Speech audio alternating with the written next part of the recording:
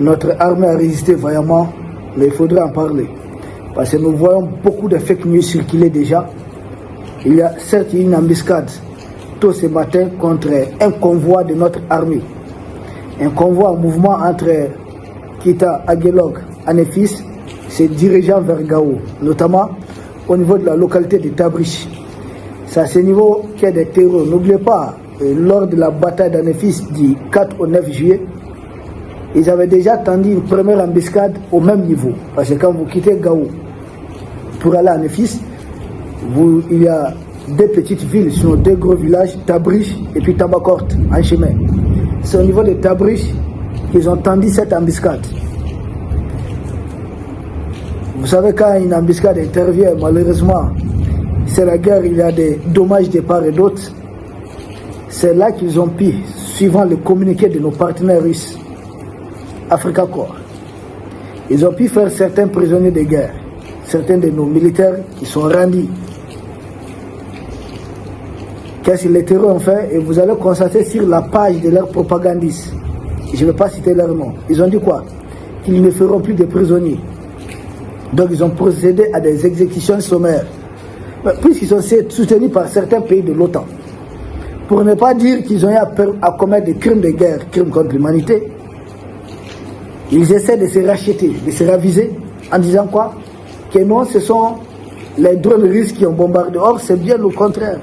Les gens sont rendus et ils ont pris le temps d'exécuter des gens. C'est pourquoi je dis, il n'y a que des leçons que nous tirons. Nous prions pour le repos éternel de nos martyrs.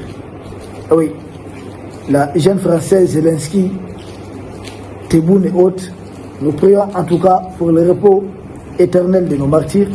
Nous souhaitons propre rétablissement à nos blessés. Dès qu'ils ont entendu l'embuscade, notre armée a communiqué pour dire qu'il y a une embuscade en cours et que la riposte de l'armée malienne est aussi engagée. Effectivement, c'est vrai. De cette riposte, nos vecteurs aériens sont intervenus. Nos drones sont intervenus. Et des équipements aussi aériens de nos partenaires russes sont arrivés.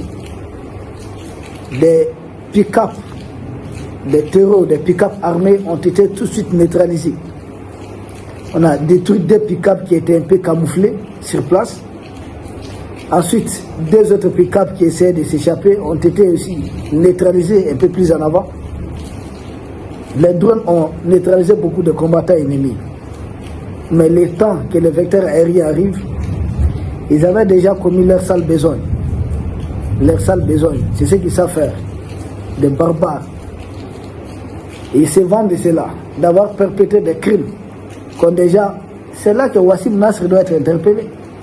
Il nous avait accusé de tirer sur Iyad Gali parce qu'il faisait d'eux qu'il n'était plus une menace.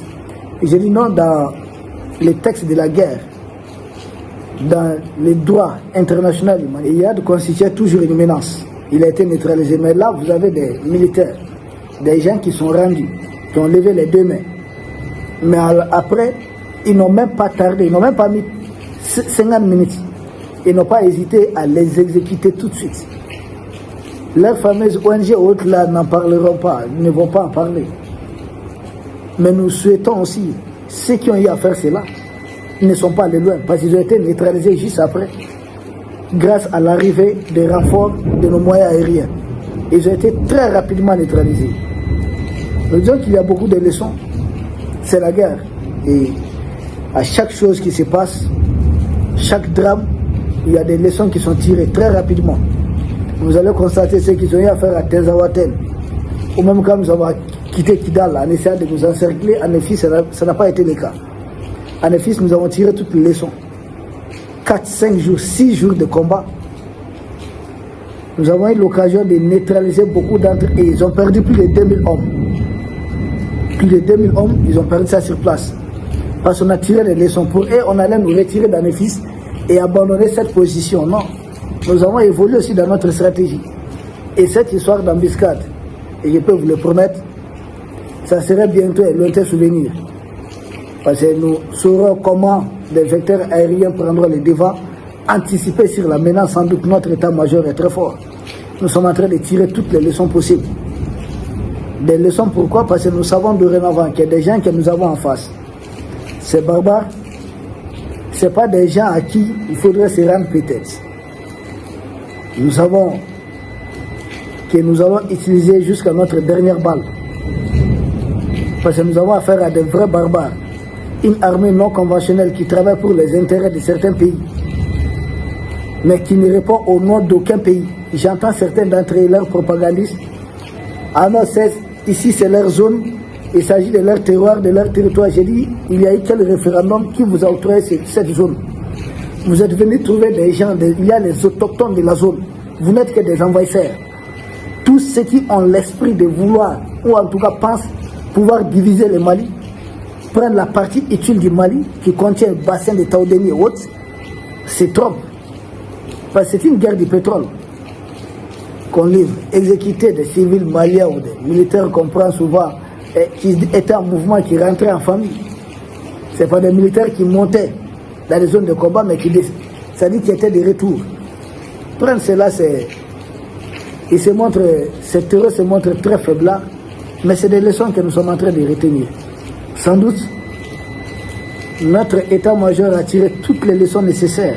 Et la preuve, c'est que nous avons détruit presque tous ceux qui ont eu à tendre cette embuscade. Beaucoup d'entre eux ont été neutralisés. Ils disent qu'ils ont emporté les équipements, mais demandez-leur s'ils n'ont pas abandonné les mêmes équipements. Ils les ont abandonnés. C'est des monstres simplement, des gens qui sont envoyés en mission. Et ils ont beaucoup des enfants dans leur rang qui sont en train de recruter. Ils sont en manque d'hommes. J'en veux tellement à Koufa et autres qui se montrent. C'est triste. Seulement fait de l'Afrique, il y a beaucoup de leçons. Même au niveau de la communication, c'est pourquoi nous avons décidé d'enregistrer la présence tout de suite et réagir à ça. Parce que plus on laisse le temps passer, plus leur fake news va essayer de prendre les devants. Mais il faudrait dire, il faudrait expliquer ce qui s'est réellement passé. Et c'est la guerre. À la guerre comme à la guerre. Nous sommes convaincus d'une chose. La victoire est nôtre. Et d'ailleurs, c'est un convoi qu'ils ont embêté et le convoi a repris son chemin. Ah oui, ça je vous assure. Ils sont attaqués au convoi. Le temps de...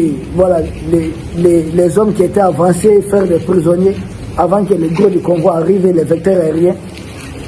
Ensuite, ils ont été neutralisés et puis le convoi a repris son chemin. Dire qu'ils ont récupéré tout le matériel au haut là, c'est de la propagande. C'est faux. Le convoi a repris son chemin et la leçon que nous retenons au niveau de la communication à de telles situations, nous devons sortir rapidement et répondre, prendre les devants pour que leurs fake news ne prennent pas les devants. Peuple d'Afrique, nous vous remercions. Nous espérons vous retrouver demain pour un autre sujet au sommet de l'actualité. Merci.